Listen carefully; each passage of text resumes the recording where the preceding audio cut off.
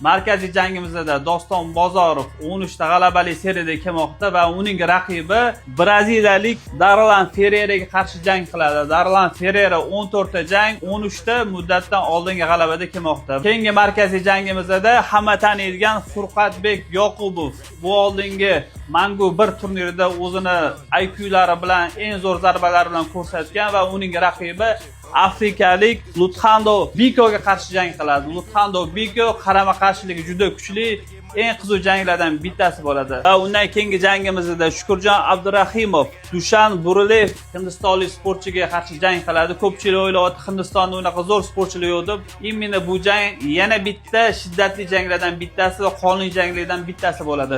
Akbar Islomboyev Ermesin Oliveraga qarshi jang qiladi. Ko'pchilik biladi, Akbar Islomboyev imенно shou ko'rsatgan vayslarimizdan bittasi. Jasur Mirzomuhammedov Jashil Ticha bilan jang qiladi. Bu jang menga juda qiziq. Eng og'ir vesda topoviy sportchilar jang qiladi. Jasurni ko'pchilik taniydi. Birinchi One FC sportchisi va Jashil Ticha bo'lsa, hozirda PFLda jang qilayotgan sportchilardan bittasi.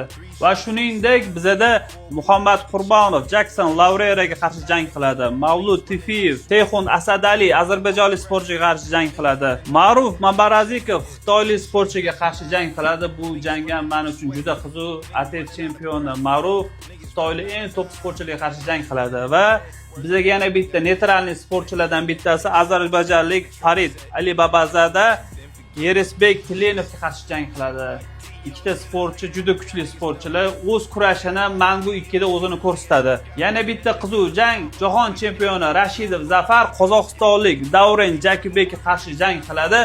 Va bizada tojikistonlik Ataxanov Jansu Georgiyga qarshi gruziyalik sportchi bilan juda keskin bellashuv bo'ladi. Karimov Belek bilan jang qiladi. Undan tashqari yana 2-3 ta zo'r sportchilarimiz jang qiladi. Kelinglar, tomosha qilinglar. Mangu professional ligasi haqiqiy MMA nimaligini sizlar uchun ko'rsatadi va MMA muxlislariga zo'r shoularni tayyorlab qo'ygan.